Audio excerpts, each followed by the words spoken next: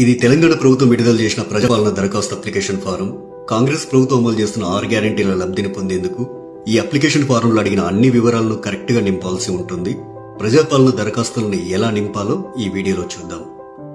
ఈ దరఖాస్తు సంఖ్యను ప్రభుత్వం వారు చూసుకుంటారు. మీరు దీంట్లో ఏం రాయకండి. కుటుంబ వివరాల కింద మీరు కొన్ని వివరాలు రాయాల్సి ఉంటుంది. ఇక్కడ మీ పూర్తి పేరు రాయండి. ఇక్కడ ఇంటి యజమాని స్త్రీ అయితే స్త్రీ అని టిక్ చేయండి, పురుషుడైతే పురుషుడి దగ్గర టిక్ చేయండి, ఇతరులైతే ఇతరుల దగ్గర టిక్ చేయండి.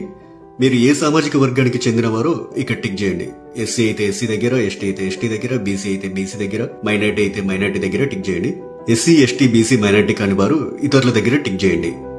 ఇక్కడ వారి పుట్టిన తేదీ, పుట్టిన నెల, సంవత్సరం వరుసగా ఇవ్వండి. 12 అంకెల ఆధార్ కార్డ్ నెంబర్ ఇందులో ఫిల్ చేయండి. ఇక్కడ రేషన్ కార్డ్ నెంబర్ రాయండి. ఇక్కడ మీ మొబైల్ నెంబర్ రాయండి. వృత్తి దగ్గర మీరు చేసే వృత్తిని రాయండి. ఇక్కడ మీ కుటుంబ సభ్యుల పేర్లు, వారి వివరాలు తెలపాలి.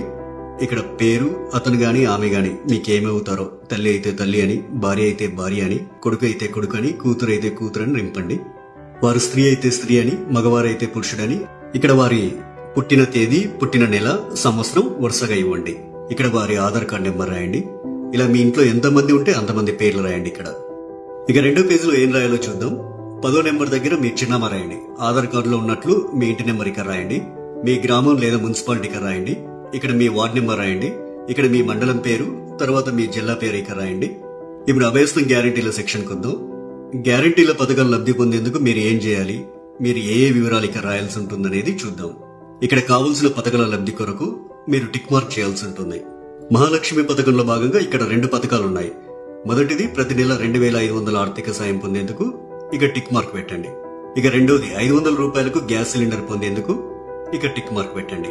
500 రూపాయలకు గ్యాస్ సిలిండర్ కు సంబంధించి మీరు కొన్ని వివరాలు నింపాల్సి ఉంటుంది. మొదట ఇక్కడ మీ గ్యాస్ కనెక్షన్ నెంబర్ రాయండి. ఇక్కడేమో మీకు గ్యాస్ సరఫరా చేస్తున్న కంపెనీ పేరు రాయండి. మీరు సంవత్సరానికి ఎన్ని గ్యాస్ సిలిండర్లు వాడతారో ఆ సంఖ్యని ఇక్కడ రాయండి. రైతు భరోసా పథకం కింద లబ్ధి పొందేందుకు ఇక్కడ కొన్ని వివరాలు ఇవ్వాలి. రైతులు ప్రతి ఏటా ఎకరానికి 15,000 రూపాయలు పొందేందుకు ఇక్కడ వివరాలు ఇవ్వాల్సి ఉంటుంది. మీరు రైతు అయితే ఇక్కడ టిక్ మార్క్ పెట్టండి. ఒకవేళ మీరు కౌలు రైతు అయితే ఇక్కడ టిక్ మార్క్ పెట్టండి. ఇక్కడ మీ పట్టాదారు పుస్తక నెంబర్లు రాయండి. మీరు సాగు చేస్తున్న భూమి వివరాలు అంటే సర్వే నెంబరు, విస్తీర్ణం అలాంటి వివరాలన్నీ ఇక్కడ రాయండి.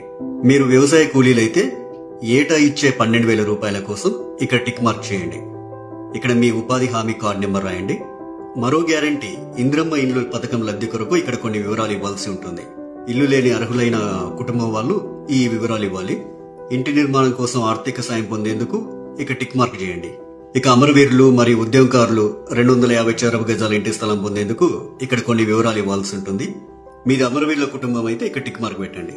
ఇక్కడ మీ కుటుంబంలోని అమరవీరుల పేర్లు రాయండి. వారు అమరులైన సంవత్సరం రాయండి. FIR నెంబర్ రాయండి. డెత్ సర్టిఫికెట్ నెంబర్ రాయండి. ఒకవేళ ఉద్యమకారులైతే మీరు తెలంగాణ ఉద్యమంలో పాల్గొన్నట్లయితే అవును అని ఉంది కదా, ఈ బాక్స్ దగ్గర టిక్ మార్క్ పెట్టండి. ఒకవేళ పాల్గొనకపోతే కాదు అనే బాక్స్ దగ్గర టిక్ మార్క్ పెట్టండి. అవును దగ్గర టిక్ మార్క్ పెట్టినట్లయితే కొన్ని వివరాలు రాయాల్సి ఉంటుంది. సంబంధిత FIR నెంబర్ మరియు సంవత్సరం ఇక్కడ రాయండి. ఒకవేళ జైలుకు వెళ్లి ఉంటే ఆ వివరాలు ఇక్కడ రాయండి. ఇక్కడ జైలు పేరు రాయండి. ఇక్కడ స్థలం పేరు రాయండి. ఇక్కడ మీరు అనుభవించిన శిక్షా కాలం అంటే ఎన్ని రోజులు, ఎంత కాలం అనేది ఇక్కడ రాయండి. తరువాత గృహజ్యోతి పథకం. గృహజ్యోతి పథకం కింద ప్రతి కుటుంబానికి 200 యూనిట్ల కరెంటు ఫ్రీగా ఇస్తుంది కాంగ్రెస్ ప్రభుత్వం.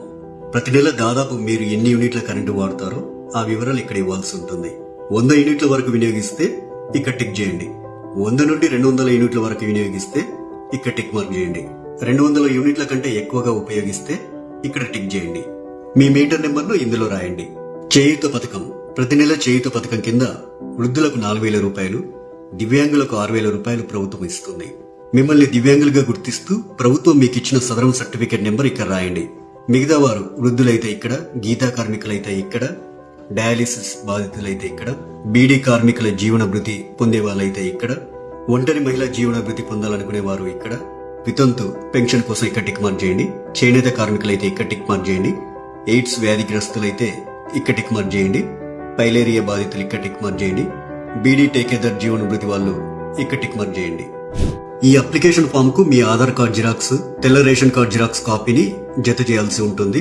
ఇక్కడ మీ సంతకం, ఇక్కడ మీరు అప్లికేషన్ ఇచ్చిన తేదీ రాయండి. మీ ఊర్లో ప్రజాపాలన సదస్సులు పెట్టినప్పుడు ఈ అప్లికేషన్ ఫామ్ తీసుకెళ్లి వారికి ఇవ్వాలి. ఇక చివరిగా ప్రజాపాలన దరఖాస్తు రసీదు ఉంటుంది. ఇందులో మీ నుంచి దరఖాస్తు తీసుకునే అధికారి కొన్ని వివరాలు రాసిస్తారు. ఈ రసీదులో అధికారి దరఖాస్తు సంఖ్య రాస్తారు. అభయస్మన్ గ్యారెంటీలకు సంబంధించి టిక్ మార్క్ చేస్తారు. తదితర వివరాలన్నీ కూడా రాస్తారు. చివరగా అధికారి తన సంతకం చేసి మీకు రసీదునిస్తారు.